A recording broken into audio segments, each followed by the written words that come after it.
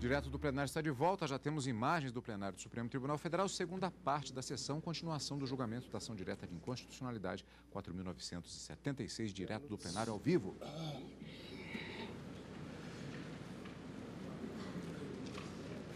Então, em prosseguimento ao julgamento da ADI 4976, ouço o ministro Roberto Barroso. Presidente, a primeira coisa que me parece própria de ser feita é um elogio ao voto erudito, cuidadoso e bem lançado do eminente ministro Ricardo Lewandowski, não apenas com a melhor doutrina jurídica, mas até com algumas informações futebolísticas que ilustraram o seu voto denso e agradável. Eu trago, presidente, um voto escrito que farei juntar, mas vou votar oralmente e de maneira breve, porque, em linhas gerais, o meu ponto de vista coincide com a posição do relator. No tocante à questão da responsabilidade civil da União, tal como exposto pelo relator e endossado pelo ministro Luiz Fux no seu à parte, também eu acho que o artigo 37, parágrafo 6º, constitucionalizou a matéria para prever um mínimo jurídico que se entendia cabível, sobretudo pelo papel que tem a responsabilidade objetiva dentro da configuração do Estado brasileiro desde 1946, que é um pouco a repartição do ônus da atuação estatal, quando ela cause dano, por toda a coletividade, para que não onere sobremaneira o particular. Mas a circunstância de a Constituição haver constitucionalizado a matéria não significa que ela exauriu a matéria, nem muito menos que privou o legislador ordinário de, eventualmente, ao tratar com situações atípicas ou excepcionais, prever um regime jurídico diferente e até, eventualmente, mais oneroso, embora eu não tenha me convencido de maneira absoluta de que ali haja propriamente uma ampliação da responsabilidade civil da União. De modo que, nesse particular e no tocante à primeira impugnação, eu acompanho integralmente a posição do eminente ministro Ricardo Lewandowski pela constitucionalidade do dispositivo. Com relação ao segundo ponto, eu, a propósito, e me esqueci de mencionar, gostaria igualmente de louvar a iniciativa do Ministério Público, da Procuradoria-Geral da República, pela doutora Débora Duprá, e na ocasião com a aprovação do doutor Roberto Gurgel, de trazer esta matéria que, de certa forma, vocaliza uma preocupação e um sentimento que estavam presentes na sociedade brasileira. E, portanto, onde há dúvida, onde há algum tipo de inconformismo, eu acho que é legítimo que o Ministério Público, como advogado da sociedade, suscite a questão para que publicamente se desfaça qualquer tipo de dúvida jurídica que possa existir. Em relação à segunda questão, que diz respeito ao prêmio de R$100 mil e ao benefício assistencial que se dá aos jogadores necessitados, também eu adiro à posição do eminente ministro Lewandowski, entendendo que não há, a meu ver, violação, tampouco, ao princípio da igualdade. Não vejo nenhuma inconstitucionalidade em que o Poder Legislativo, com sanção presidencial, queira reverenciar, homenagear ou agradecer atletas que, de certa forma, elevaram o nome do Brasil no plano desportivo, em uma época em que o esporte, em que o futebol tinha uma conotação mais romântica do que propriamente profissional. Eu devo dizer, ministro Lewandowski, que por coincidência, em outra vida, que era a minha vida de advogado, eu negociei com quase todos os tricampeões de 58, 62 e 70, porque houve um álbum de figurinhas editado pela CBF por uma editora, e todos esses jogadores, muitos deles em situação de penúria financeira, entraram com demandas pedindo indenização por uso indevido de imagem. E eu pude constatar, embora negociasse com os advogados, que realmente a situação de alguns deles era muito aflitiva. De modo que vejo, mais do que como algo jurídico, acho que como uma iniciativa positiva a homenagem que se presta a esses jogadores. O Aristóteles tinha uma passagem célebre em que ele dizia que a gratidão é um sentimento que envelhece muito rápido. Mas acho que, de certa forma, é uma demonstração de gratidão a pessoas que já têm idade avançada e que nem muito tempo consumirão esses recursos. Eu bem tenho notícia, ministro Celso, Vossa Excelência fez menção, há um precedente do Supremo em que um prefeito municipal havia doado Fuscas para os jogadores tricampeões e, pelo que eu verifiquei, houve um primeiro momento em que o Supremo reformou decisões anteriores e considerou inválido, mas depois, ainda por notícia que tenho rapidamente, o ministro Marco Aurélio foi relator numa ação rescisória e, portanto, se rescindiu aquela decisão. Rescindiu-se aquela decisão desse julgado, se entendeu que o Supremo Tribunal superar os limites temáticos do recurso extraordinário, uma vez que a questão se tratava de direito local. Portanto, súmula 280. A discussão toda se instaurou em torno da observância ou não de um certo quórum que a lei orgânica dos municípios de São Paulo exigia e que quórum esse que não teria sido observado pela Câmara de Vereadores do município de São Paulo. Exato. Embora julgada improcedente em primeiro grau a ação popular, mantida a improcedência em segundo grau e conhecido e provido o RE no Supremo Tribunal Federal, que veio a julgar procedente a demanda, posteriormente sobreveio uma ação rescisória ajuizada precisamente por esse ex-prefeito municipal, o senhor Paulo Maluf, e o Supremo Tribunal, no caso de que foi relator o eminente ministro Marco Aurélio, julgou por maioria procedente a ação rescisória, desconstituiu a autoridade da coisa julgada material e entendeu que, na verdade, em uma palavra, o que se discutira no RE fora tão somente um tema, enfim, impregnado de cor meramente local, de qualificação jurídica local, o que não justificaria, portanto, sequer o conhecimento e provimento do apelo extremo. Mas, de qualquer maneira, o Supremo Tribunal Federal, ao desconstituir aquela decisão anterior, restabeleceu a improcedência. Certo.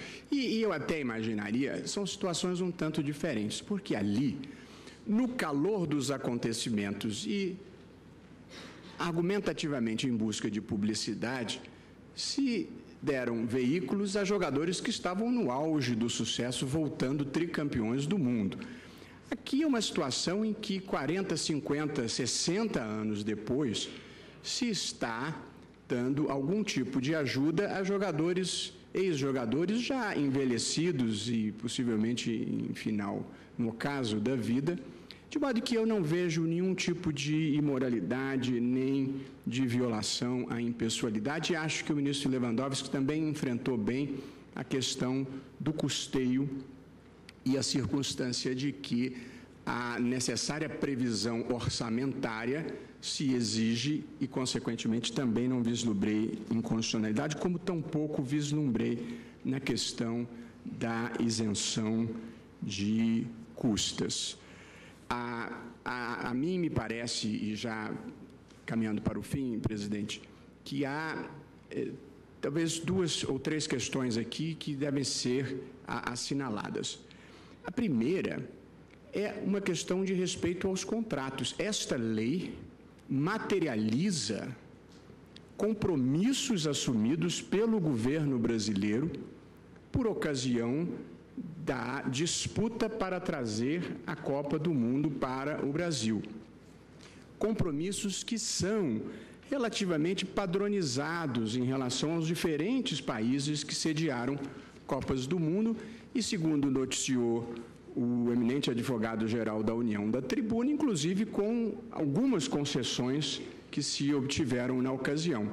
De modo que eu penso que se a lei materializa compromissos assumidos pelo governo brasileiro e que nós estamos aqui, então, decidindo se nós vamos permitir ou não que o governo brasileiro cumpra o ajustado, honre a sua palavra, era preciso que houvesse uma objeção de uma gravidade muito grande para que eu me animasse a impedir o Estado brasileiro de honrar um compromisso, cumprir a palavra empenhada e respeitar o contrato que firmou.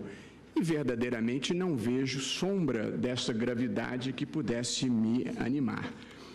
Ainda do ponto de vista constitucional, eu penso que esta é uma hipótese típica de autocontenção judicial.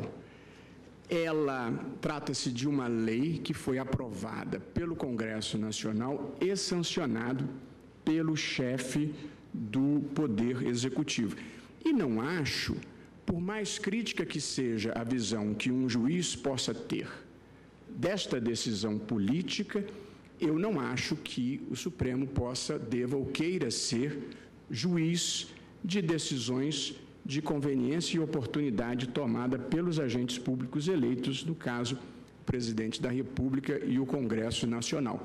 Eu defendo, já defendi dessa tribuna, que esta posição de autocontenção pode e deve ser relativizada quando esteja em discussão um direito fundamental ou uma regra essencial para o Estado democrático de direito, ou quando a inconstitucionalidade seja chapada, para usar um termo que era frequentemente utilizado pelo ministro Sepúlveda Pertence e que, vez por outra, o ministro Toffoli utiliza. Então, se a inconstitucionalidade for evidente, quase agressiva, penso que sim. Mas, fora isso, eu acho que, em não se tratando de direitos fundamentais e regras do jogo democrático, nem de uma inconstitucionalidade patente, não vejo razão pela qual o Supremo Tribunal Federal devesse sobrepor a sua própria valoração à valoração que foi feita pelos agentes políticos.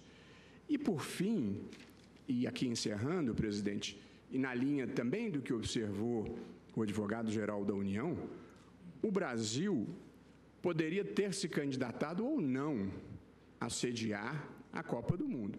E acho que qualquer pessoa teria o direito de apresentar a mais veemente oposição a esta decisão, que implicava, como nós vimos, vultosos investimentos. Portanto, se opor no momento em que se formulava a decisão política de sediar a Copa, perfeitamente legítimo. Mas, uma vez que o Brasil se candidatou e se tornou vencedor naquele certame, aí eu penso que nós passamos a ter um compromisso, e um compromisso de padrão internacional. E, portanto, eu acho que mesmo quem tem uma visão política crítica da decisão que se tomou, uma vez tomada a decisão, esta deixa de ser uma questão, a meu ver, de um governo. Esta passa a ser a questão de um país, que é nós fazermos bem feito aquilo que nós nos comprometemos a fazer.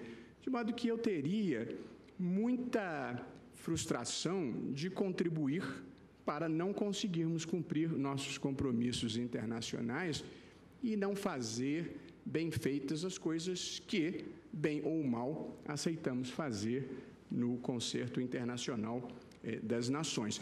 E acho verdadeiramente que, embora, como observou o presidente, a FIFA seja uma instituição privada, assim como os clubes de futebol em geral sejam instituições privadas, o ministro Lewandowski leu estatísticas de que a economia do país é significativamente afetada do ponto de vista positivo, com investimentos, com turismo, com hotelaria, com aprimoramento de serviços, a ponto de justificar esse investimento. Eu nunca vi um país que tivesse sediado Copa do Mundo ou tivesse sediado Jogos Olímpicos depois se arrepender ou se lamuriar. Mas mesmo que tivéssemos nos arrependido, nós nos comprometemos. E, portanto... Perdão? Vários que se arrependem. Mas seja como for, presidente, eu estive em Barcelona, por exemplo, depois dos Jogos Olímpicos, a cidade ficou maravilhosa, fizeram uma recuperação extraordinária. Agora, nós vivemos, presidente e caros ministros, o nosso nível civilizatório. Temos avançado muito, mas vivemos o nosso nível civilizatório. Então, teve improviso, teve obras inacabadas, teve problemas de gerenciamento, mas nós vivemos no Brasil, temos superado muitas dificuldades, mas ainda não as superamos todas. Mas somos o que somos, estamos onde estamos e no próximo Natal não haverá neve. Portanto, nós temos que viver a nossa própria vida e enfrentar com altivez e compromisso de melhorias o país que nós vivemos. E na minha vida adulta, ou seja, nos últimos 35 anos, para deixar barato, só melhoramos. E andamos para frente, não na velocidade desejável, mas pelo menos na direção certa. De modo que eu penso, e aqui concluo, que independentemente de qualquer objeção política que alguém possa ter, essa deixou de ser uma questão política, deixou de ser uma questão de governo e passou a ser uma questão de nacionalidade, de o país fazer bem feito aquilo que se comprometeu. Eu vejo com uma certa tristeza muita gente torcendo contra. Mais do que o torcer contra, eu vejo com tristeza, em alguns momentos, o ministro Lewandowski mencionou isso no seu voto, de como em alguns momentos o brasileiro cordial se transformou no brasileiro truculento. E eu acho que o brasileiro cordial deve se transformar no brasileiro consciente, o brasileiro que sabe exigir os seus direitos e que sabe cumprir os seus deveres com civilidade, com racionalidade, penso eu, e com argumentos, porque é assim que se faz a vida democrática, e não com ofensas, depredação e violência. De modo que eu torço para a Copa dar certo, não vejo nenhuma inconstitucionalidade flagrante que justifique uma intervenção judicial, de modo que, louvando o valioso voto do eminente ministro Henrique Ricardo Lewandowski, eu o acompanho integralmente. Ministro Teori. Senhor presidente, eu também vou acompanhar o cuidadoso e exaustivo voto do ministro Ricardo. O acréscimo que eu iria fazer, de certo modo, foi antecipado agora pelo ministro Luiz Roberto.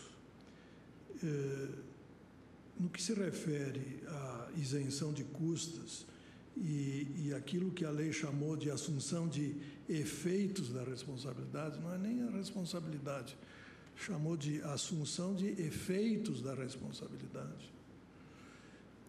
Essas duas cláusulas legais, no meu entender, não podem ser visualizadas e analisadas fora do contexto geral em que estão inseridas. Essa isenção não é pela beleza da FIFA,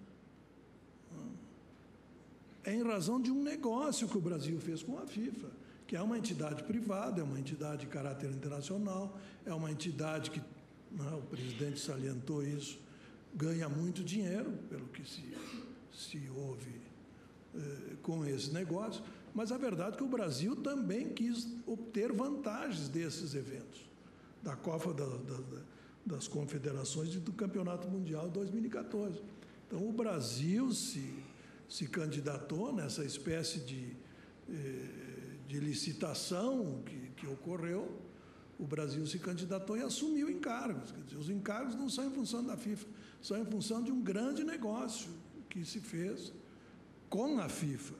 De modo que a observação que eu faria, todos os argumentos já expostos pelo ministro Ricardo no seu voto e pelo ministro Luiz Roberto, são de que esses artigos 23 e 53, que tratam de isenção de emolumentos e custas e tratam de assunção de efeitos de responsabilidade, são cláusulas legais que traduzem compromissos de natureza sinalagmática e contratual, ou pelo menos equiparáveis a essa natureza para os efeitos jurídicos.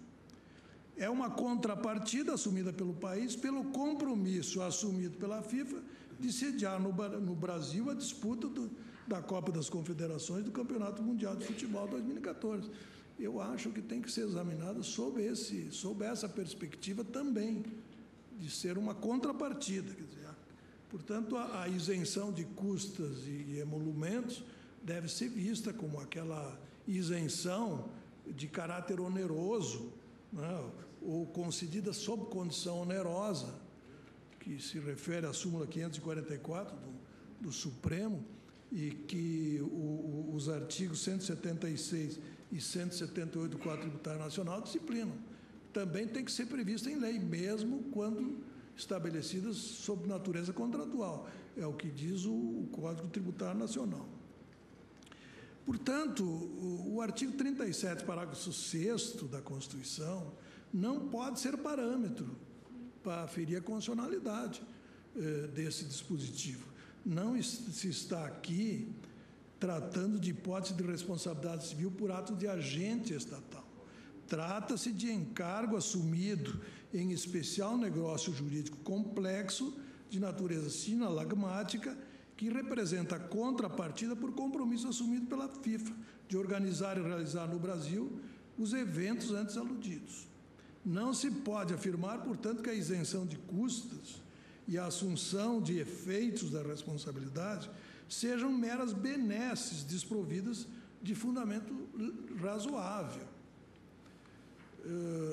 No que se refere ao prêmio e ao auxílio especial, eu penso que a matéria foi bem exaustivamente rebatida pelo ministro relator. Eu diria apenas que, no que se refere ao argumento da fonte de custeio, que me pareceria o argumento mais ponderável, mesmo assim, menos se considerasse essa necessidade, ou seja, ainda que se tratasse de um benefício de natureza previdenciária típica, o que não é o caso, eu acho que o ministro relator deixou isso bem acentuado. Acho que a lei atendeu minimamente as condições de constitucionalidade, de previsão de fonte de custeio. Ela diz expressamente que a fonte de custeio é o Tesouro Nacional, quer dizer, as receitas serão cobertas por receitas do Tesouro Nacional. Se diz lá que constará da programação orçamentária do Ministério da Previdência, não é propriamente no orçamento da Previdência ou da Seguridade, mas do Ministério da Previdência. E mais, ficou claro que o benefício seria exigível, teria efeitos, a partir do exercício seguinte, 1º de janeiro do exercício seguinte, de modo que se poderia, com antecipação, fazer a devida previsão orçamentária. O que a lei estabeleceu também é que, apesar dos recursos provirem do Tesouro Nacional, o artigo 44 diz que compete ao INSS administrar os requerimentos e os pagamentos. Os recursos não são propriamente do INSS, ele administra os requerimentos e os pagamentos do auxílio mensal especial. De modo que eu não vejo nenhuma inconstitucionalidade evidente e, louvando o voto do ministro relator, eu o acompanho. Presidente, permitindo-me ser repetitiva apenas no que tange aos elogios efetuados ao belíssimo voto do eminente relator e diante dos fundamentos agora agregados pelo ministro Luiz Roberto, pelo ministro Theory, que eu também endosso, eu digo apenas que, à luz dos preceitos constitucionais, eu não vislumbro qualquer inconstitucionalidade nos dispositivos da Lei Geral da Copa que foram apontados nesta ação. Não exerço qualquer juízo de conveniência ou oportunidade, qualquer juízo valorativo, porque não entendo que seja este o juízo que se busca perante essa Corte. Então, pedindo vênia eventuais compreensões contrárias, eu acompanho na íntegra o voto do eminente relator. Senhor presidente, egrégia Corte, ilustre representante do Ministério Público, senhores advogados e estudantes presentes. Senhor presidente, eu, para não me tornar repetitivo, gostaria de enfrentar rapidamente 3 pontos sobre óticas diversas sobre a responsabilidade, a isonomia e essa isenção tributária. E na ordem decrescente de dificuldade dos temas, tanto quanto eu pude anotar, eu verifico que a norma do artigo 195, parágrafo 5º, ela refere-se ao equilíbrio de custeio dos benefícios da Seguridade Social, que abrange a Previdência, a Saúde e a Assistência. A Previdência Social, ela demanda esse sinalagma porque só recebe benefícios previdenciários quem contribui para a Previdência. Os dois outros benefícios, saúde e assistência, são deveres e obrigações do Estado, de sorte que devem ser prestados de forma gratuita e universal. Esses benefícios criados por esta lei, eu anoto aqui, têm natureza jurídica assistencialista, são benefícios assistenciais e não previdenciários. Desta forma, eles não são sinalagmáticos e, como a própria lei prevê, eles são custeados pelo Tesouro Nacional. Muito embora o ministro Lewandowski tenha citado vários exemplos, eu tenho a impressão de que esse exemplo Vossa Excelência citou também. Eu trouxe aqui a pensão especial aos portadores da síndrome da talidomida, e se é que eu consegui escapar da lista exaustiva que Vossa Excelência trouxe, mas esse eu acho que Vossa Excelência citou, que é a pensão especial aos seringueiros recrutados para atuarem durante a Segunda Guerra Mundial. Não é? Então, de sorte que não há nenhuma ilegalidade tributária que possa levar à declaração da inconstitucionalidade da lei. Um segundo ponto muito interessante, que o ministro Barroso já destacou também, e eu agradeço pela remissão àquilo que eu destaquei, que é a exegese da regra constitucional da responsabilidade objetiva. Ali há uma garantia mínima para o cidadão de que o poder público tem responsabilidade objetiva por atos praticados pelos seus agentes. Mas observo que essa regra, para usarmos aqui uma denominação de Alex, ela não encerra uma ordem fundamento no sentido quantitativo que institua proibições ao legislador que impeçam-no de criar outros casos de responsabilidade civil. Quer dizer, isso aqui é o mínimo, mas outros casos de responsabilidade civil podem ser criados. E por que podem ser criados? Porque as palavras da Constituição não são palavras vãs. As palavras da Constituição não se aplicam à máxima verba volant, pelo contrário, elas são palavras perpétuas. E a Constituição, ela promete, como ideário da nação, logo no seu introito, uma sociedade justa e uma sociedade solidária. Exatamente por força dos princípios da solidariedade e do princípio da justiça social é que vem se alargando o conceito de responsabilidade civil, olvidando-se a ótica da reparação do dano para preocupar-se com a figura da vítima. Então, num sentido coloquial, quem sofreu uma lesão, não importa quem tenha praticado. Quem menos tem que suportar qualquer ônus é aquele que já foi lesado. E essa é uma decorrência da modernidade. Eu trouxe, inclusive, para meu próprio conhecimento, um estudo do professor Ulrich Beck, que fala sobre riscos de sociedade, o avanço em relação à modernidade, publicado em Nova Delhi, onde ele efetivamente destaca que são exatamente esses princípios éticos, sociais, de solidariedade, de tutela da pessoa humana, que é um dos fundamentos da República Federativa do Brasil, que fazem com que essas hipóteses de responsabilidade civil sejam alargadas.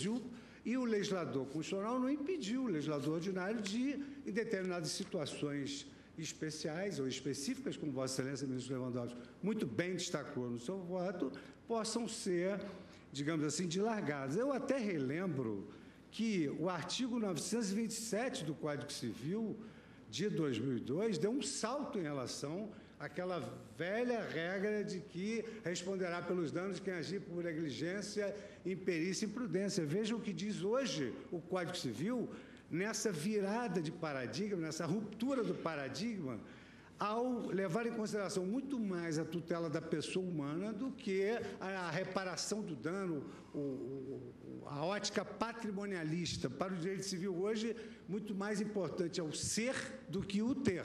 E o que diz o Código Civil atual em contraposição à definição anterior?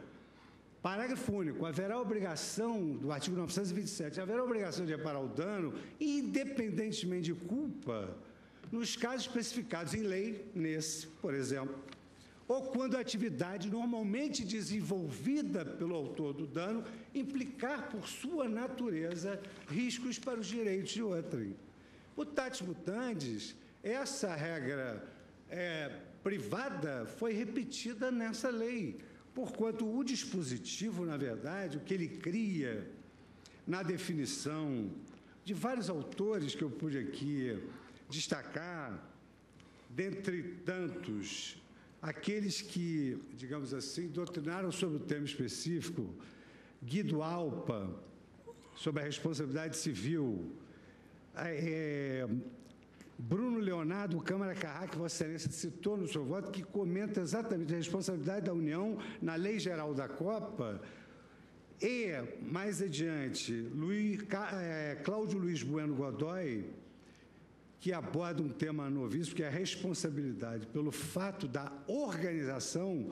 Todos eles são uníssonos no sentido de que há uma outra modalidade de responsabilidade, que é a responsabilidade garantia, a responsabilidade de segurança.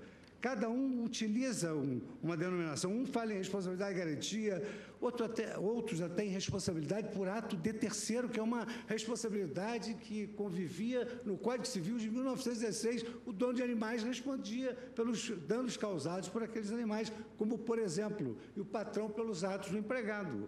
Então, essa é uma responsabilidade antiquíssima. E a lei, além dessa abordagem de que isso, na verdade, é uma responsabilidade de fundo securitário, pelo fato da organização, ou asseguradora ou garantidora, nessa visão já da doutrina alienígena, o que diz a lei? A União assumirá os efeitos da responsabilidade civil perante a FIFA, seus representantes legais, empregados ou consultores, por todo e qualquer dano resultante ou que tenha surgido em função de qualquer incidente ou acidentes de segurança relacionados aos eventos, e o ministro Lewandowski citou muito bem, porque os fatos notórios independem de prova. E, como disse o ministro Barroso, há quem torça contra e há quem anuncie que vai fazer alguma coisa contra, que já deve ficar logo pré-avisado da posição da Corte, qual será, e das forças públicas também. Então, o que diz a lei? Exceto se e na medida em que a FIFA ou a vítima houver concorrido para a ocorrência do dano. Isso, evidentemente, que nunca foi a assunção do risco integral. Não é, efetivamente, a assunção da lei imputando à União o risco integral.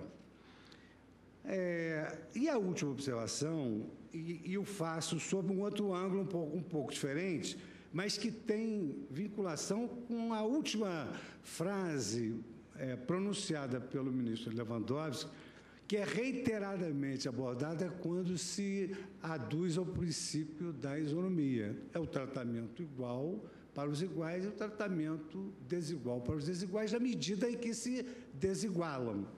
E aqui, até para não perder um pouco exatamente da emoção que me levou a fazer essas breves notas. Eu vou ler um trecho muito pequeno.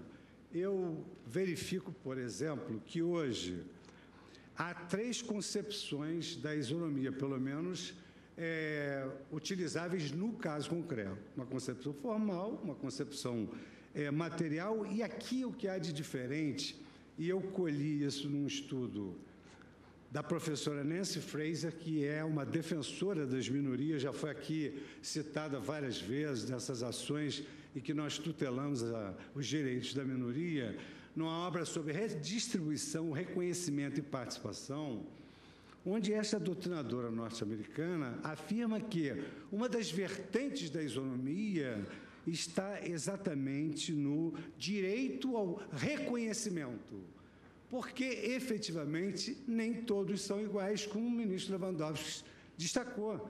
E, evidentemente, que esses jogadores dessas seleções mencionadas pela lei e no voto de Vossa Excelência criaram, efetivamente, um panorama no futebol brasileiro que deixou com que a nossa pátria fosse considerada, por um grande tricolor, me perdoem a minha preferência, Nelson Rodrigues, fosse considerada a pátria de chuteiras. E fundado nesse direito de reconhecimento, eu assento que é inobjetável que o futebol se encontra enraizado na cultura popular pátria, razão porque não há exagero em afirmar que a seleção brasileira de futebol se afigura um autêntico patrimônio histórico nacional.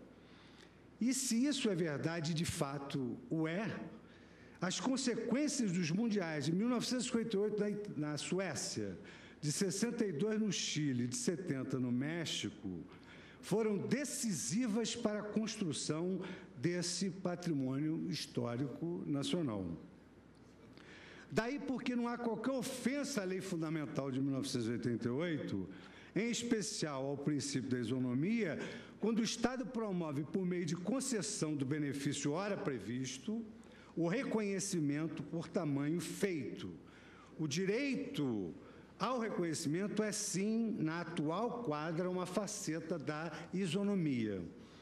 Não se pode negligenciar que estes atletas, ao representar o país em tais mundiais, alçaram o Brasil a outro patamar em termos desportivos.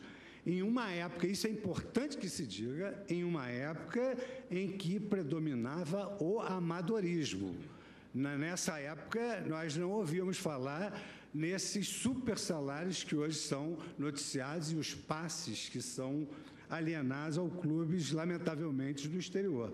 Não havia o profissionalismo que vivenciamos nos dias de hoje. E, justamente por isso, esse é um argumento talvez interdisciplinar, muitos desses verdadeiros heróis do país não possuem condições materiais mínimas para a sua subsistência.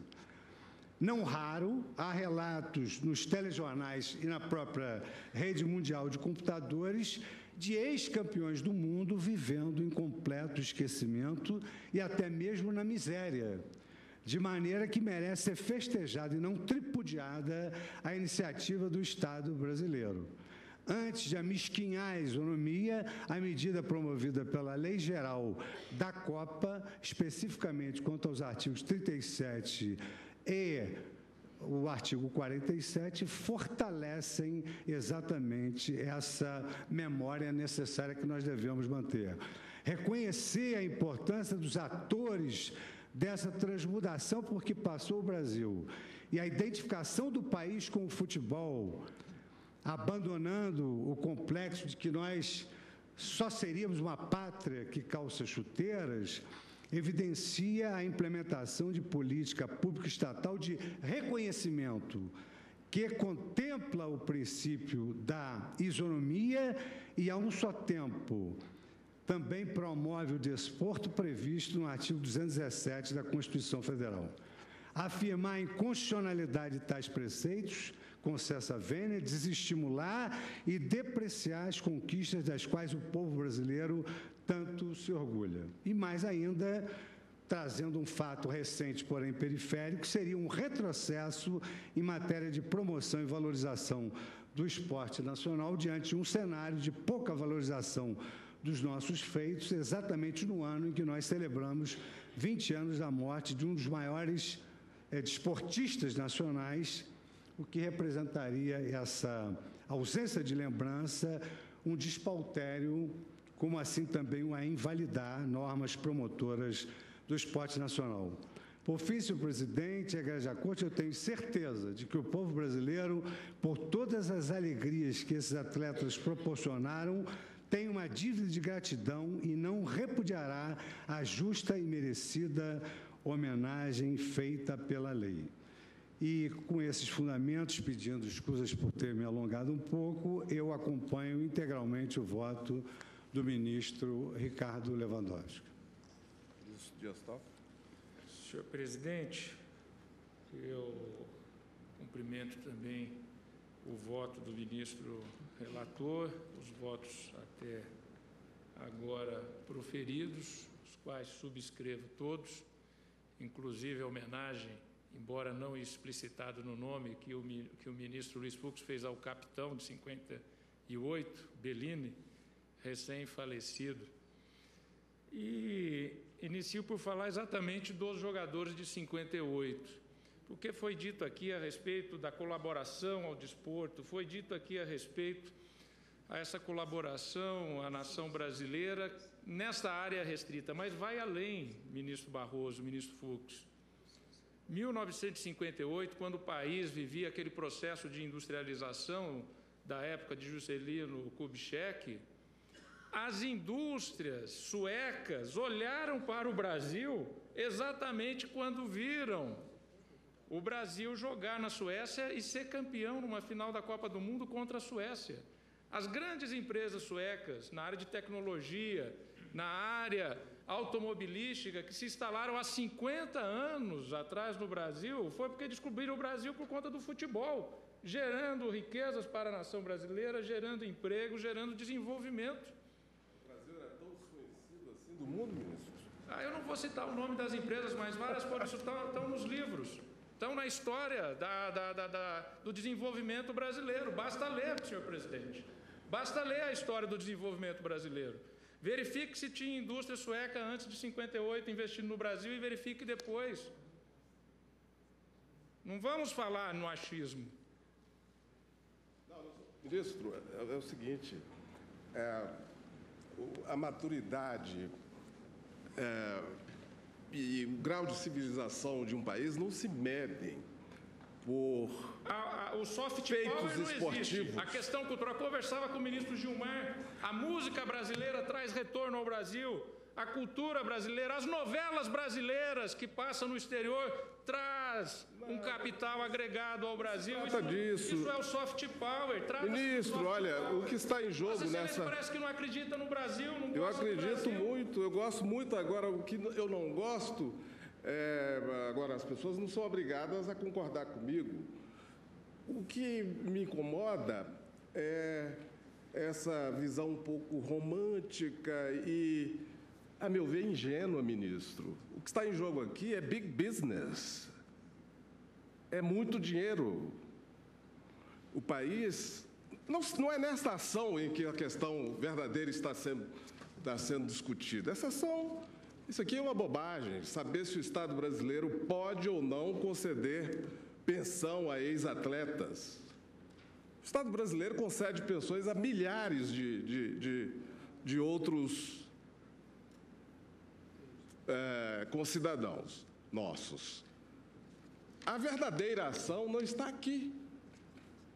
Está na outra, em que se discute isso aqui, ministro. Fica concedida à FIFA isenção em relação aos fatos geradores, decorrentes das atividades próprias e diretamente vinculadas à organização, realização dos eventos, dos seguintes tributos. Olha a lista, ministro Toffoli.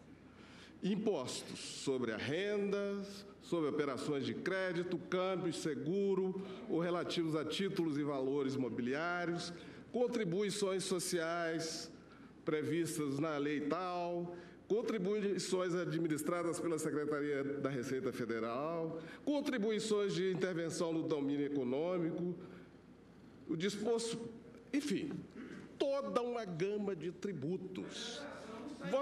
Vossa Excelência já esteve algumas vezes no chamado Alzirão? Já ouviu falar disso? Acho que aqui ninguém, talvez o ministro Fux. É um local do Rio de Janeiro no qual se estabeleceu uma tradição desde 1978, desde a Copa da Argentina, de se realizar uma grande festa por ocasião dos Jogos da Seleção Brasileira. Pois bem, com base nestas disposições aqui dessa lei, a senhora FIFA quer impedir que se realizem essas festas, ou melhor, ela quer controlar as festas que se realizam nesta rua que fica a 500 metros, sei lá, do estádio do Maracanã. É disso, é isso. É orgulho do seu próprio país. É ver onde está o interesse nacional. Aqui, o que está em jogo é a capacidade contributiva de toda essa organização e os seus satélites, que vão ganhar bilhões de reais e nós, brasileiros, vamos ficar com a conta. Mas não é nesta ação aqui em que isso está sendo discutido. Não é nesta. É na outra ação que provavelmente não será julgada por esse Supremo Tribunal Federal a tempo, porque ela não está preparada. Os autos se encontram com a Procuradoria-Geral da República. Esta ação, isso aqui é broutille, como diriam os franceses, conceder pensões, não é, a ex-atletas, custas ou despesas processuais, como bem distinguiu o advogado, o ilustre ministro Lewandowski. Isso é de importância menor. O que é importante é o país, é saber a dimensão das vantagens e benesses que estão sendo concedidas a uma entidade privada cujo controle ninguém conhece. Mas está em julgamento ter não está. A Copa do Mundo? Pois é, mas eu estou... Está em julgamento ter... Agora, a mim me preocupa, enquanto presidente do Supremo Tribunal Federal, é a utilização política que será feita desse julgamento em poucas semanas. Dirão, não, o Supremo Tribunal Federal chancelou tudo. As autoridades brasileiras não poderão fazer absolutamente nada, não poderão sequer chegar nas imediações dos estádios se não estiverem credenciadas. É isso que vai acontecer. É esse aqui é o Alzirão. É aí que entra o Alzirão, que é apenas uma metáfora. É disso, ministro. Não se trata de não gostar ou gostar do país. Trata-se de gostar muito e saber onde está o interesse nacional. Com certeza, se Vossa Excelência fosse o então presidente da República, não teria feito, mas Vossa Excelência é ministro do Supremo. Eu sou ministro do Supremo, mas... Nas suas competências, da presidência da República e do Congresso Nacional... Nós estamos aqui para controlar os atos do presidente da República e do Congresso Nacional sob o ponto de vista da constitucionalidade, ministro. O ministro Barroso sustentou. Não está em julgamento ter ou não ter a Copa do Mundo. Isso não, claro que não. Mas parece que na cabeça de Vossa Excelência é isso. Não, eu acho que está em julgamento é saber os limites. Não nesta ação, como eu disse, não nesta. Esta ação é apenas uma cortina de fumaça. Não é? É na outra, que não será julgada, provavelmente. O ministro Barroso disse, as autoridades políticas tomaram a decisão de fazer a Copa e negociar, e nós temos que aceitar essa negociação. Olha, a seguir essa lógica, é melhor fechar o Supremo Tribunal Federal. Eu entendi isso. O chefe do Executivo eleito e o Congresso Nacional eleito tomaram uma decisão política. Se houver uma inconstitucionalidade, cabe a nós pronunciá-la. Se não houver, nós não somos o parlamento. Isso virou um debate de ideias difusas. Eu só estou dizendo que não há inconstitucionalidade. Não, está certo. Presidente, eu concordo que nesta ação aqui não há grande coisa a se declarar inconstitucional. Mas a minha preocupação é com a instrumentalização que se fará provavelmente desse julgamento, não é? Com todas essas loas ao esporte, como se um país se construísse exclusivamente à base das suas façanhas desportivas. Estamos muito longe dessa época, né, romântica, ou que eu diria, com muito mais propriedade, ingênua e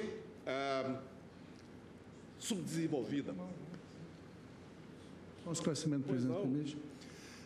A Lei Geral da Copa, ela vem fazer uma restrição apenas para áreas da Copa, apenas para atividades comerciais. Atividades festivas, atividades populares, elas não estão condicionadas, não estão restritas. Não é isso que a imprensa brasileira tem dito. Mas não é o que consta da lei da Copa e é isso que o governo brasileiro está aplicando. Vossa Excelência poderia informar a Corte o montante dos gastos que o Estado brasileiro já teve com a Copa? Na minha sustentação, eu esclareci isso. O governo federal teve gastos diretos de 17,5 bilhões em investimentos de infraestrutura no Brasil. Os investimentos isso para um potencial econômico de ingresso, de impacto de 185 bilhões de reais na atividade econômica do Brasil com o evento da Copa. Seja pela movimentação turística, seja pelos empreendimentos associados. São 50 mil empregos previstos para serem criados no evento da Copa. Essa é uma estimativa não é do governo, é do setor do turismo.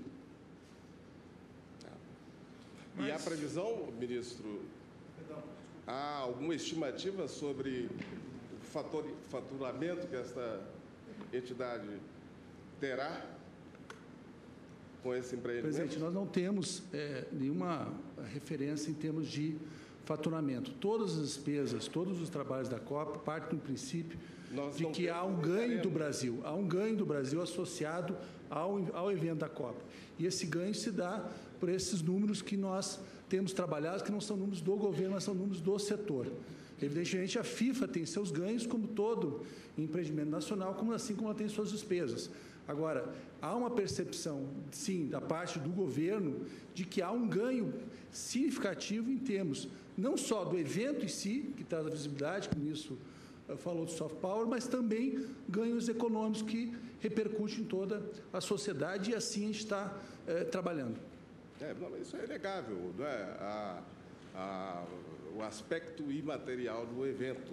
Agora, aqui, o que se cuida no debate no Supremo Tribunal Federal é de saber os limites, as largesses, as benesses, as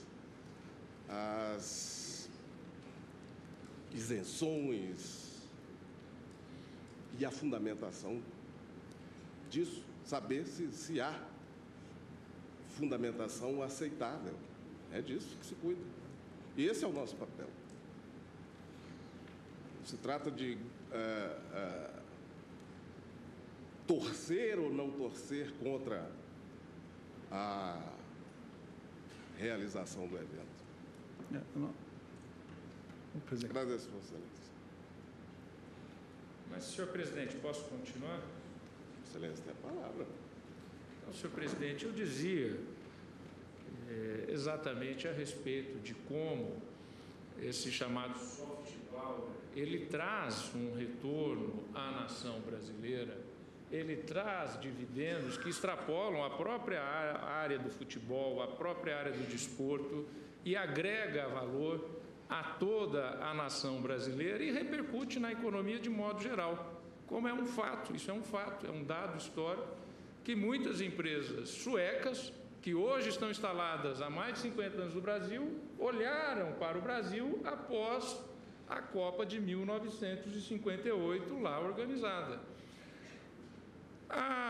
Em 2008, na efeméride dos 50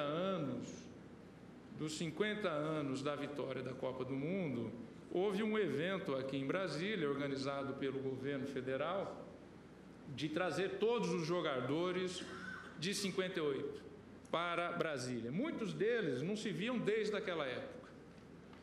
E um deles, Moacir, estava no interior da Colômbia ou do Peru e não tinha aceitado o convite. Aí foi se verificar a razão pela qual ele não tinha aceitado o convite. Ele não tinha terno. Ele não tinha terno para poder vir. Foi a nossa turma do futebol, que eu atuo, que fez uma vaquinha, compramos um terno e mandamos um dinheirinho para ele comprar um terno lá no seu país, a esposa dele poder comprar um vestido e evidentemente que aí o governo, o Itamaraty, fez o pagamento das passagens aéreas e hospedagem, mas ele não estava aceitando o convite porque ele não tinha roupa, não tinha condições de estar devidamente trajado.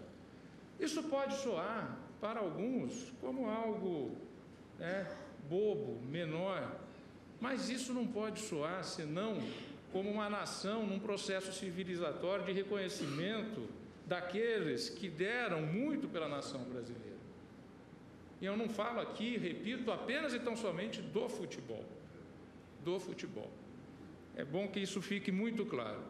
Mas é até curioso que no dia em que o Brasil é convocado, se convoca os 11 jogadores da seleção brasileira, os 11 do Supremo estão a julgar o tema. Apenas uma curiosidade, eu só lamento, senhor presidente, não ter sido convocado. Só lamento não ter sido lembrado. Acho que foi coisa do Gilmar, que é amigo do Filipão, falou, não convoca lá o Toffoli, não. Deixa lá ele aonde está. Mas, senhor presidente, se a seleção brasileira for tão bem quanto foi o voto do ministro relator, nós seremos campeões. Presidente, eu começo por também fazer coro aos que elogiaram o voto do ministro Lewandowski. Isto não é retórica, já apresentei pessoalmente pelo trabalho realizado, que é primoroso neste voto. Estou acompanhando a conclusão. Queria fazer 2 observações rápidas, presidente. Não faço juízo absolutamente de conveniência ou de oportunidade das escolhas feitas e que levaram à produção desta lei, uma vez que o meu juízo aqui é um juízo eminentemente jurídico-constitucional, como já foi acentuado pelos outros que me precederam. Não faço, até porque aí realmente está no espaço da política a ser feita pelos órgãos que nós queremos que numa democracia funcionem bem no pleno exercício de suas competências, o Executivo e o Legislativo. Portanto, a mim, como juíza constitucional, como a todos nós aqui, competiria avaliar especificamente se a norma questionada está de acordo ou não com os princípios e normas constitucionais. Eu faço, portanto, as 2 observações referentes à primeira, a questão da responsabilidade do artigo 23 da lei. Não me parece que aqui haja responsabilidade integral que se tenha exorbitado da responsabilidade objetiva, mas sei que esta aqui não é uma norma que trata da responsabilidade também, como foi tratada no artigo 37, parágrafo 6º. E também não tiro nenhuma conclusão neste momento, até porque não é necessário para o meu voto, verificar se poderia ou não uma legislação, em face de uma dada circunstância e pela razão de ser da norma, extrapolar ou não a responsabilidade como posta no parágrafo 6º, ou seja, a extracontratual. Neste caso, me parece que a norma do artigo 23 é o que se poderia chamar de uma lei-ato administrativo, que nós temos em algumas ocasiões. Como bem lembrou o ministro Teori Zavascki, comprometido o Estado brasileiro por quem de direito, que no caso era o presidente da República, e no Estado de Direito, portanto, a ser formalmente tornado direito aquilo que se tinha acordado, chega-se a esse artigo 23, que, portanto, não afirma a responsabilidade plena, mas a assunção dos efeitos decorrentes da responsabilidade que se vai apurar, portanto, em cada caso. Seria uma simples garantia.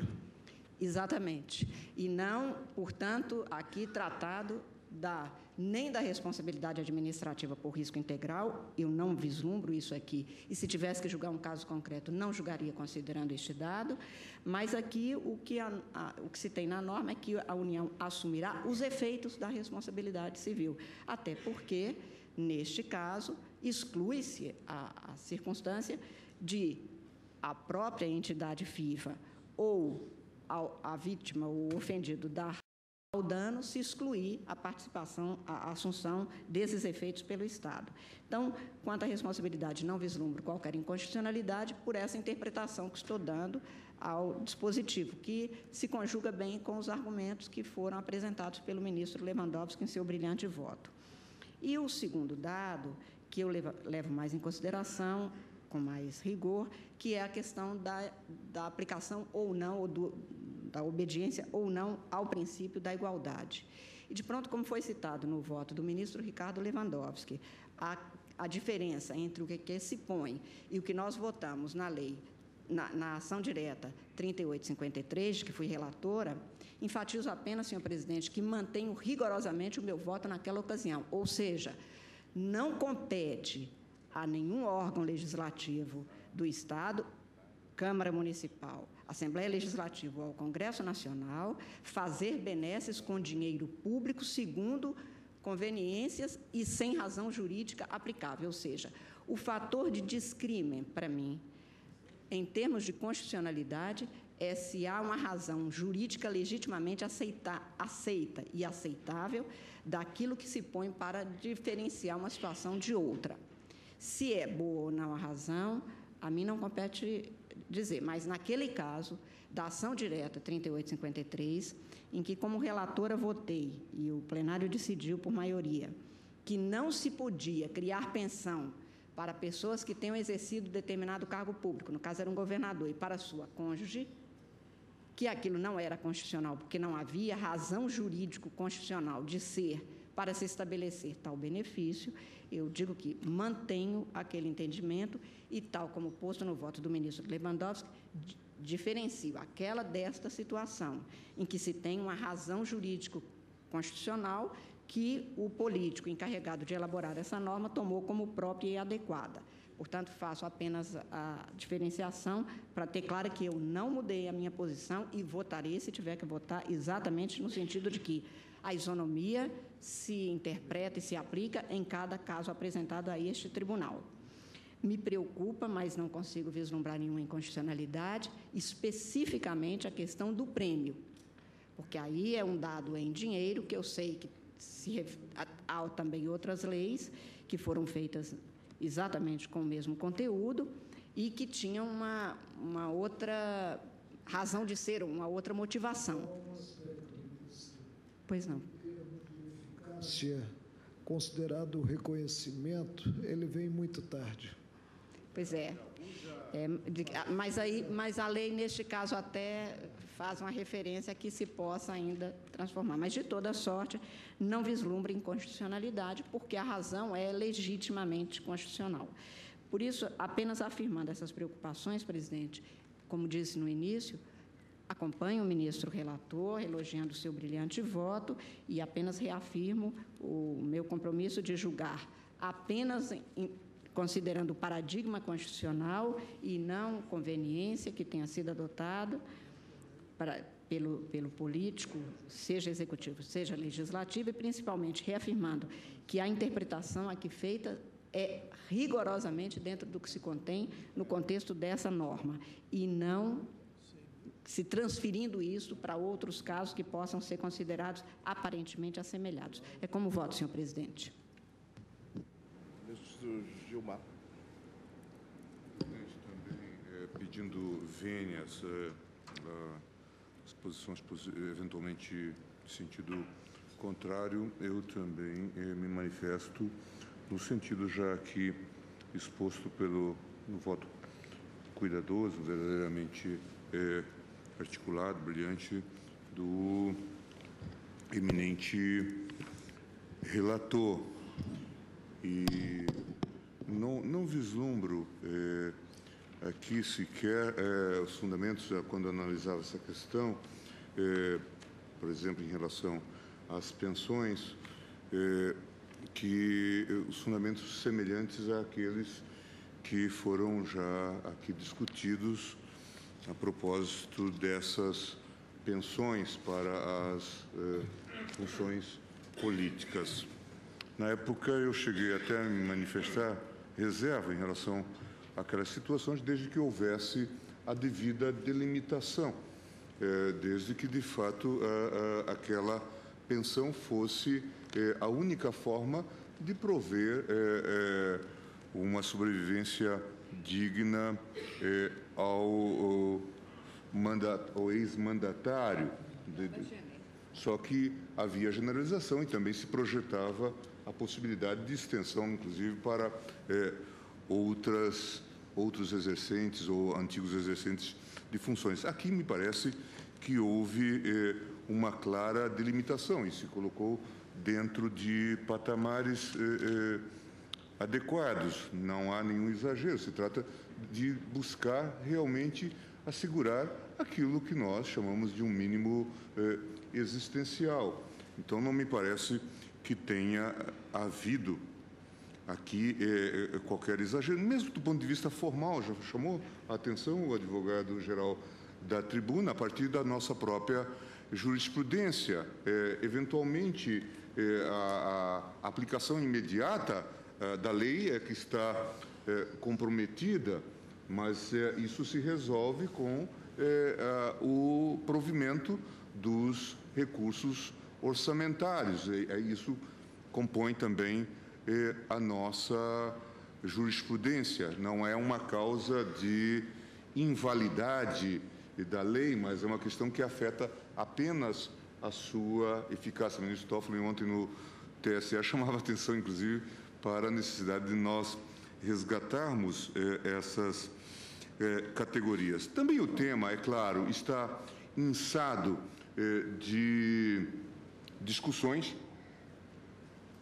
no plano político, é verdade, e há todo esse debate que é muito justo e compreensível, colocado a partir das manifestações de junho, de que nós devemos buscar serviços públicos de qualidade. E aí, inclusive, se criou esta metáfora: saúde padrão FIFA, transporte padrão FIFA, hospital padrão FIFA, escola padrão FIFA, claro, não é? Como uma referência para a necessidade de melhoria dos serviços públicos. Agora, de fato, não me parece que a não realização de um evento desta magnitude, por si só, faria com que nós tivéssemos uma melhoria desses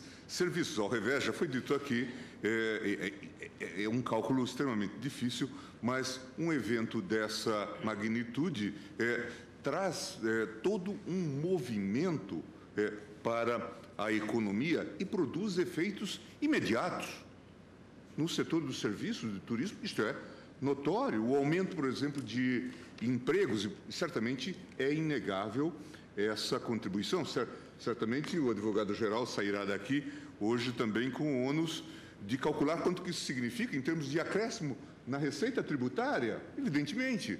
Porque, claro, em todos os planos, no plano estadual, no plano municipal e no plano federal, sabemos todos que o aumento da lotação de hotéis traz mais ISS para as comunidades, municípios. Veja, portanto, é muito difícil. E isso, portanto, contribui certamente, para a melhoria dos serviços. Tanto é que, em princípio, nesse tipo de evento, tanto das Olimpíadas quanto da Copa, ninguém foi escolhido como o único concorrente. Em geral, é uma disputa acirrada. Lamentavelmente, nós temos hoje, inclusive, as notícias de grave prática de corrupção por votos que são aliciados mediante paga, não é? Para eventos que vão ser realizados, talvez já daqui a pouco, no final do milênio, quer dizer, exatamente porque há uma concorrência para a obtenção, tendo em vista exatamente os diversos efeitos que esse magno evento traz. Há muitos incômodos, claro, em muitas cidades, porque nós passamos. A ministra Carmen está vindo de Belo Horizonte e certamente poderá dizer, mas várias outras cidades estão passando por transformações positivas, mas neste momento também por dificuldades no que diz respeito a acesso.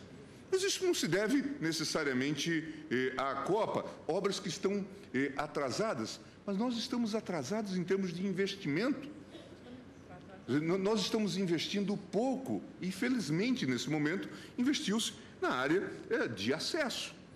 Então, não me parece que esse seja um mau legado. Quanto a esse efeito simbólico, e o ministro Toffoli chamou a atenção para essa questão, que é bastante significativa. A mim me parece que também aqui, claro, temos todos razão ao dizer que não se trata de uma atividade benemerente. Há um jogo de interesses, evidentemente. Mas nós somos adultos para participar desse jogo. E é preciso que nós, que temos, veja, neste campo, uma quase que hegemonia, e uma hegemonia que é benfazeja, que é reconhecida. Em geral, a hegemonia ela é mal falada, mal recebida, mas isso me lembra de uma reportagem especial, um caderno especial do Der Spiegel, alemão, em que se reconhecia que essa hegemonia futebolística, ela era uma boa hegemonia, ela era bem vista, ela era simpática, propiciando isso que o ministro Toffoli se referiu, esse soft power, né, do nosso sistema. Importante que essa hegemonia que nós temos no campo de futebol também se traduza, se não numa hegemonia, mas também numa competência fora desse campo associado ao esporte, para que nós participemos de todas as redes de publicidade, de contratos, de mercado nesta área. Importante que, a partir desta fonte, nós possamos trazer benefícios para toda a comunidade. Não preciso dizer da força que o esporte tem em termos de integração. Ainda na semana passada eu ouvi uma palestra muito bem colocada do ministro Aldo Rebelo sobre o significado que o futebol teve para a ascensão social, para a integração social do Brasil. Esse símbolo, muitas pessoas pobres se tornaram símbolos a partir do bom sucesso nessa área, de modo que eu acho que aqui se encaminhou bem. O ministro relator chamou a atenção quando listou nomes de pessoas como, por exemplo, Orlando Vilas Boas, os irmãos Vilas Boas, que prestaram um inegável serviço ao país e que receberam muito justamente não só as homenagens devidas, o reconhecimento, mas também uma pensão a que eles fizeram jus. A mim me parece que, neste caso, só temos que concordar com o ministro Marco Aurélio que, muito provavelmente, em muitos casos, o reconhecimento já se fez de forma tardia. Eu tenho a impressão de que, se nós olharmos sob esse aspecto de todo esse magnífico evento, talvez nós consigamos, mais uma vez, também revirar esse nosso complexo, para usar a expressão já do multicitado Nelson Rodrigues, não é? E dizer que revirar esse complexo de vira-lata. Acho também, com o ministro Barroso, que, de fato, não se cuida aqui de decidir sobre se somos a favor ou não da realização da Copa, porque quem tinha representação para fazê-lo tomou a sua decisão. Cabe-nos tão somente fazer a aferição quanto ao parâmetro de legitimidade, de constitucionalidade. E a mim me parece que os múltiplos exames aqui realizados demonstram que, sob essa perspectiva, nós podemos até achar que não era conveniente a realização da Copa, que não fosse adequada nesse momento. Mas isso não é um juízo de constitucionalidade. Nós temos parâmetros definidos. De modo que, com essas brevíssimas considerações, eu só estou achando que nessas homenagens faltaram também os reconhecimentos devidos ao Santos bicampeão mundial, né?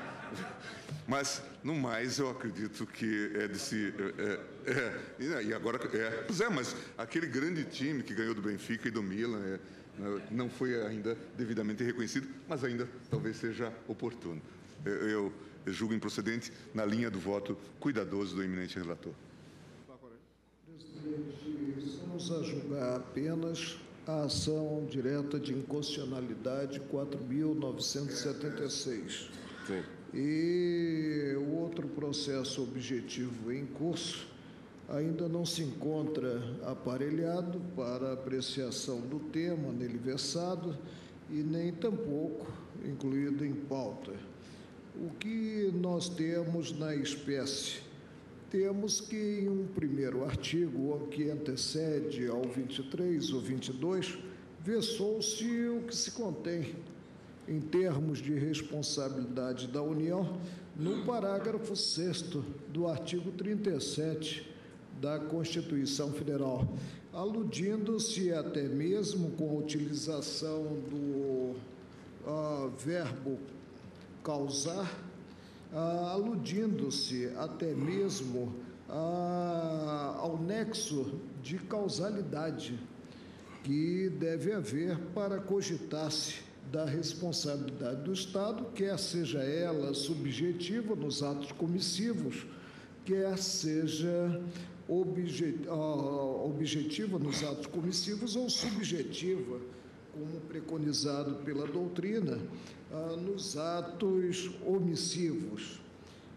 Presidente, se formos ao artigo 23, nós vamos ver que, de certa forma, ele tem ligação com a responsabilidade do Estado, porque a assunção pela União da responsabilidade civil, ela está vinculada à segurança pública. E a segurança pública é dever do Estado. E, numa cláusula final do preceito, se exclui essa responsabilidade quando houver ou a culpa em si da FIFA, ela tiver dado causa ao evento danoso, ou a culpa da própria vítima. Houve, sem dúvida alguma, algo que se mostra, a meu ver, consentâneo até mesmo com o parágrafo 6º do artigo 37. Repito, a segurança pública é dever do Estado. Esse, em decorrência, e aqui os vocábulos foram utilizados como sinônimos, em decorrência de incidente, e aí vem a disjuntiva, ou acidente, ligados à segurança ocorre um dano, evidentemente a FIFA não será responsável pelo ressarcimento dos prejuízos. O prêmio, já ressaltei que ele realmente veio um pouco tarde, considerado reconhecimento. Passados quanto à Copa de 70, 42 anos, quanto à Copa de 62, 50 anos, e quanto à Copa de 58, 54 anos. E tem-se, mais uma vez, e eu fiquei muito contente porque eu ouvi nesta tarde a alusão à autocontenção, tem-se, por parte do ministro Luiz Roberto Barroso, tem-se, mais uma vez, uma opção política normativa quanto ao auxílio versado, ele está ligado à insuficiência do beneficiário ou dos sucessores evidentemente legais, e mesmo assim cogitou-se de um teto, que é o salário de benefício, o maior salário de benefício do regime geral de previdência social. Segue-se a lei e aí vemos que não há o problema do custeio, porque é impróprio evocar-se o 195, parágrafo 5º, as despesas não correrão às custas da Previdência, mas sim do Tesouro Nacional. E, por último, presidente, quanto à isenção, versou-se a isenção quanto a custas e emolumentos, calção, honorários periciais e quaisquer outras despesas devidas, e aí vem a referência, devidas ante decisões de órgãos de que justiça? Da Justiça Federal. Gênero, não se aludiu sequer, né, à justiça comum. Eu acompanho o presidente e não preciso enaltecer o voto do meu colega, estimado colega, amigo Ricardo Lewandowski, porque já foi muito elogiado. Acompanho, presidente, Sua Excelência, ressaltando que também me preocupa, como preocupa Vossa Excelência, a preservar-se a soberania pátria, a soberania do Brasil. Senhor presidente, eu inicialmente quero registrar a relevância da iniciativa do Ministério Público Federal, por intermédio da douta Procuradoria-Geral da República, ao submeter ao exame do Supremo Tribunal Federal ao submeter questões que lhe pareceram suscetíveis de confronto e de apreciação em face da própria Constituição da República. O Ministério Público Federal exerce aí uma função institucional de magna importância, consideradas as suas altas responsabilidades. Por isso, quero inicialmente registrar a importância dessa iniciativa processual da douta Procuradoria-Geral da República. De outro lado, senhor presidente, tive o privilégio, e sei que esse privilégio é compartilhado por todos os demais juízes da Corte, mas tive o privilégio de ouvir um magnífico voto hoje proferido pelo eminente ministro Ricardo Lewandowski. Sua Excelência produziu um voto denso em que bem analisou os diversos aspectos concernentes a esta pretensão de inconstitucionalidade que foi deduzida pela douta Procuradoria-Geral da República e mostrou, segundo entendo, que nessa formulação única, pois não. Ao Ministério Público, né, o princípio da impessoalidade. Sim. Mas devo dizer que a inicial não está subscrita pelo Procurador-Geral que nos assiste. Por isso mesmo é que eu me referi à douta Procuradoria-Geral da República, que é subscrita pela então vice-procuradora-geral, doutora Débora, que apresentou uma magnífica petição inicial, mas com aprovação do eminente antecessor do doutor Janot. Mas, de qualquer maneira, essa é uma iniciativa que, no plano institucional, se acha vinculada à atuação processual do Ministério Público, da douta Procuradoria-Geral da República. Pois não. Toca num ponto extremamente importante, porque diante da polêmica instaurada exatamente a propósito do tema, é relevante que a Procuradoria assuma as suas responsabilidades e submeta esses questionamentos em forma jurídica ao Supremo Tribunal Federal. A rejeição, eventualmente, da improcedência não deslegitima, antes legitima a ação do Ministério Público. Exatamente. O Ministério Público Federal, como instituição, ele também atua como um defensor da intangibilidade, da integridade da ordem constitucional. E, por isso, realmente foi muito importante essa iniciativa. Mas, de qualquer maneira, senhor presidente, atendo-me unicamente a um juízo de validade constitucional, a mim me parece que não deve prosperar a pretensão de inconstitucionalidade, especialmente se nós considerarmos que a legislação em causa, a denominada Lei Geral da Copa, nos pontos em que ela veio a sofrer essa impugnação em abstrato, essa lei, ela, na verdade, cumpre alguns programas constitucionais. Eu diria que, quando se cuida das práticas desportivas, é preciso verificar que, na verdade, a Constituição de 88 foi a primeira Constituição a dedicar um capítulo às práticas desportivas formais e não formais, como se vê lá a partir do artigo 217. Antigamente, os antigos documentos constitucionais brasileiros limitavam-se apenas a dispor sobre regras de competência. Quem dispõe, qual é o órgão, qual é a pessoa política investida de competência para legislar em matéria de práticas desportivas, e estabelecendo um condomínio legislativo entre a União Federal de um lado e os Estados-membros de outro. Agora não. Pela primeira vez, há um capítulo especialmente dedicado ao esporte.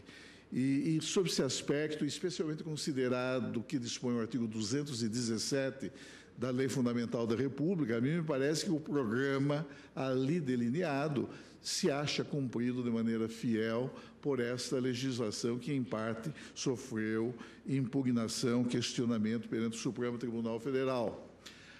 Os diversos aspectos aqui analisados no douto voto do eminente ministro Lewandowski e nos demais votos que se sucederam, mostram que não há incompatibilidade, no primeiro momento, entre o que dispõe o artigo 23 desse diploma legislativo e o próprio modelo constitucional de responsabilização extracontratual do Estado brasileiro.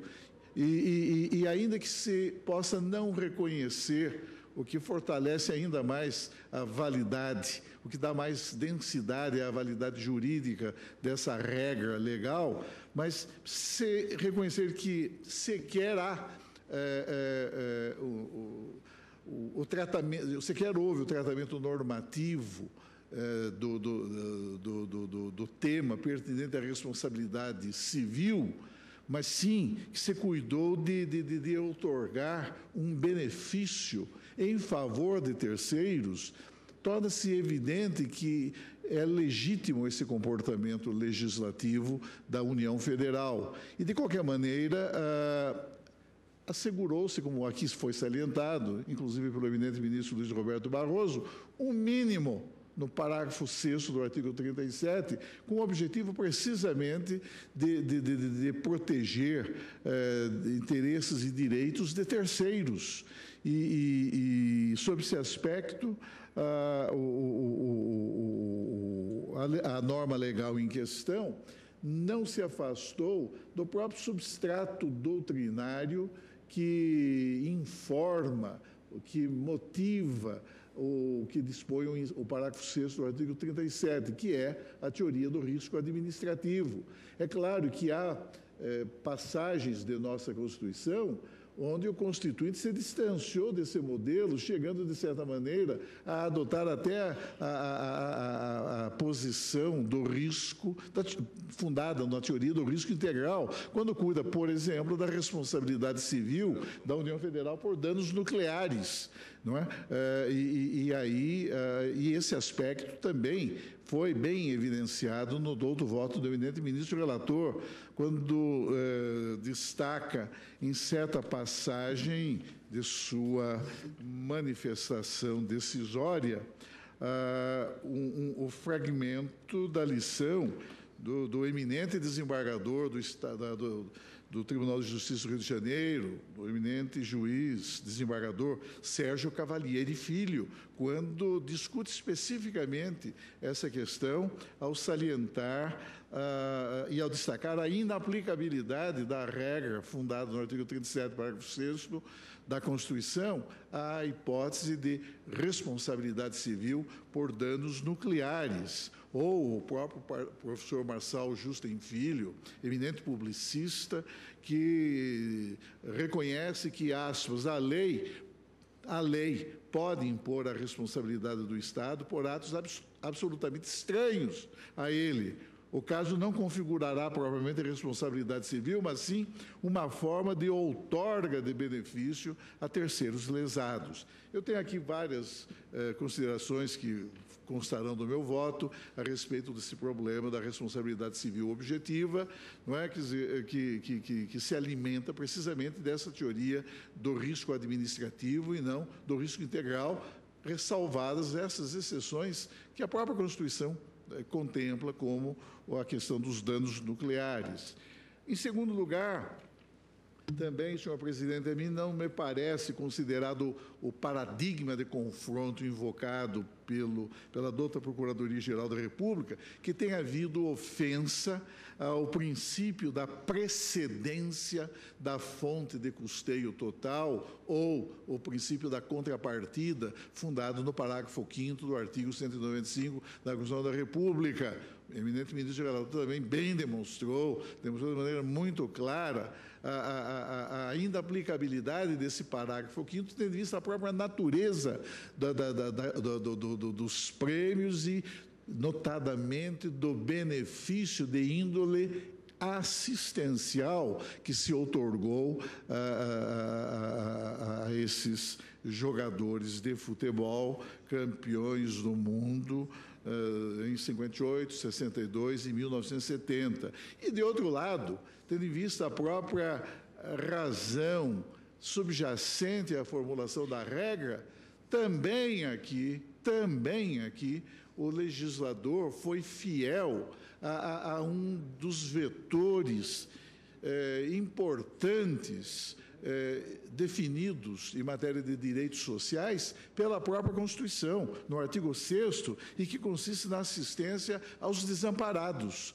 A assistência aos desamparados vem explicitamente mencionada no artigo 6º da Constituição da República. E esse é um programa de ação que o poder público deve desenvolver e adotando as providências que se tornarem realmente necessárias.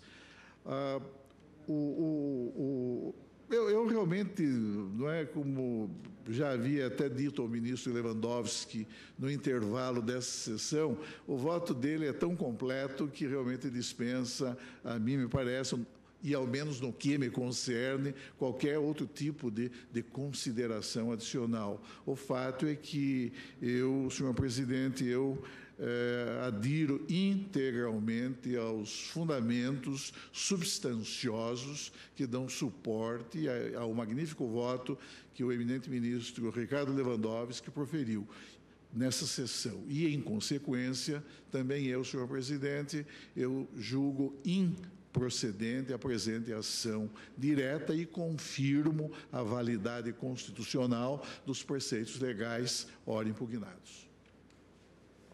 A exemplo dos demais colegas, também eu cumprimento a Procuradoria-Geral da República pela iniciativa de trazer ao debate do plenário do Supremo Tribunal Federal a discussão sobre a constitucionalidade dos diversos dispositivos desta chamada Lei da Copa. Também eu cumprimento o ministro Lewandowski pelo belíssimo voto proferido. A minha divergência em relação ao voto de Sua Excelência é mínima. Também eu entendo que não há qualquer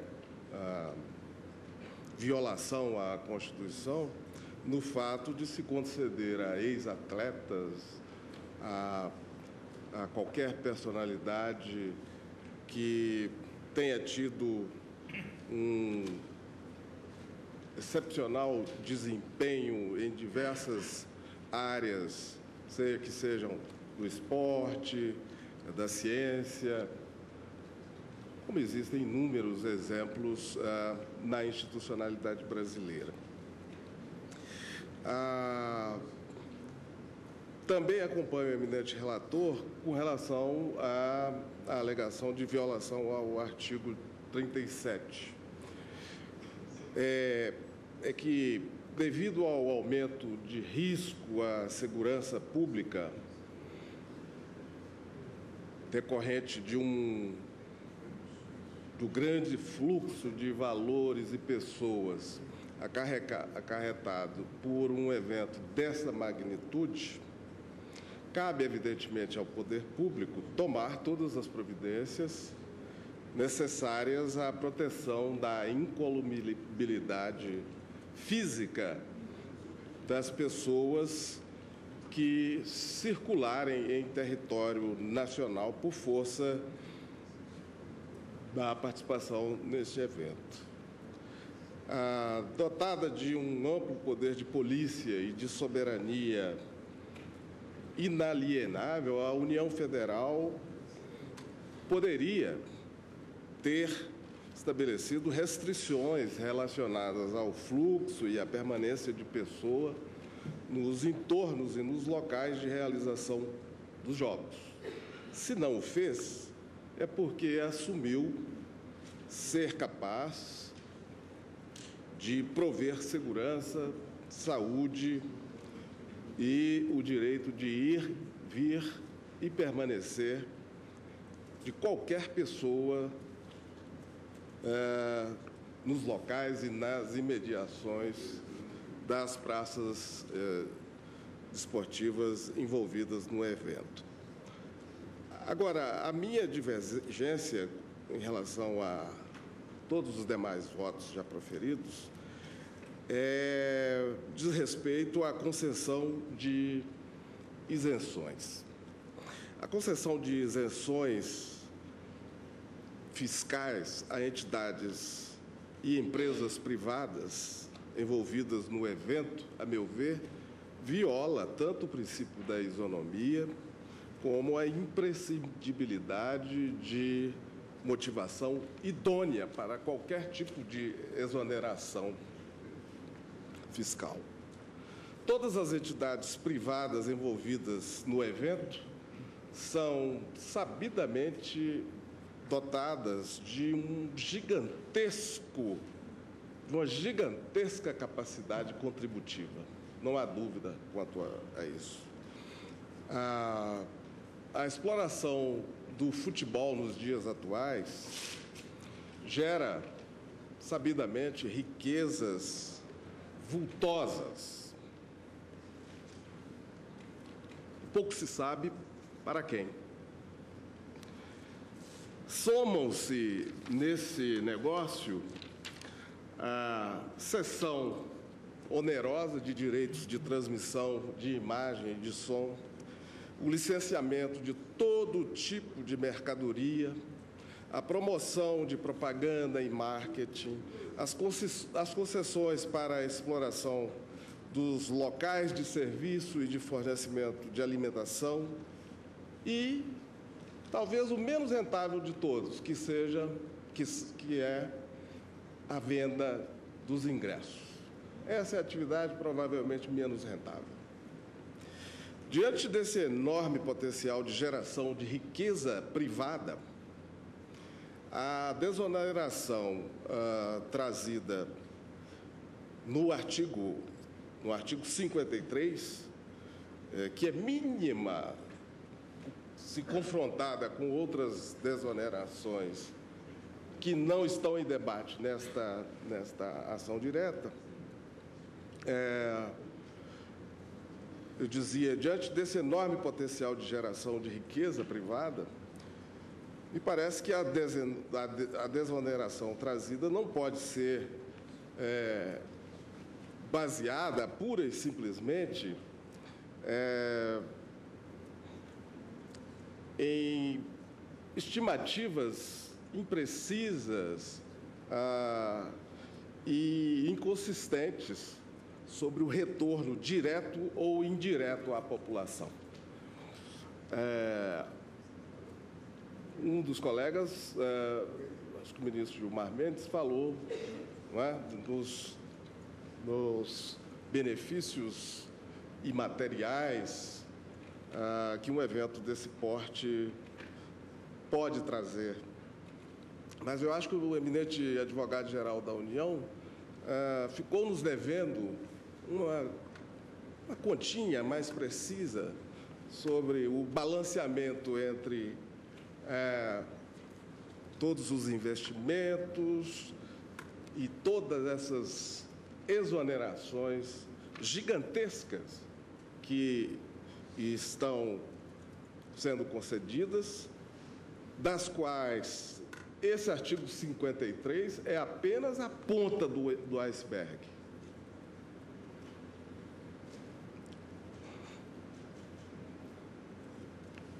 E por força da falta de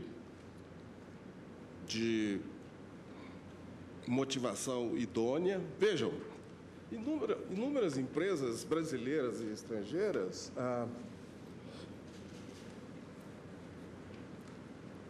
que não participam, né, da exploração profissional do futebol também criam e mantêm atividades lucrativas, geram quantidade enorme de empregos e nem por isso recebem qualquer tipo de exoneração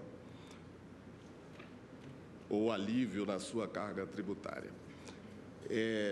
Portanto, por entender que falta uma motivação idônea para essa desoneração, que eu, divergindo minimamente, como já disse, do voto do relator, voto pela inconstitucionalidade do artigo 53, aquele que diz a FIFA e as suas subsidiárias do Brasil, seus representantes legais, consultores e empregados são isentos do adiantamento de custas, emolumentos, calção, etc.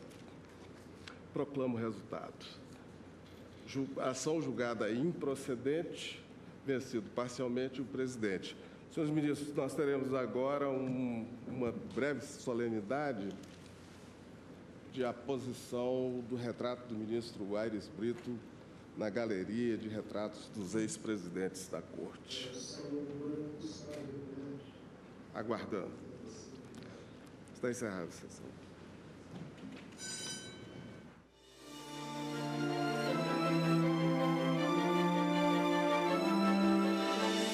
Encerrada a sessão plenária ordinária desta quarta-feira, dia 7 de maio de 2014. Encerramos também a nossa edição de hoje do Direto do Plenário. A cobertura completa daqui a pouco no Jornal da Justiça, segunda edição. Encontro marcado nesta quinta-feira, a partir das 2 da tarde, em mais uma edição de Direto do Plenário, ao vivo aqui do Supremo Tribunal Federal. Obrigado pela companhia e continue conosco na TV Justiça.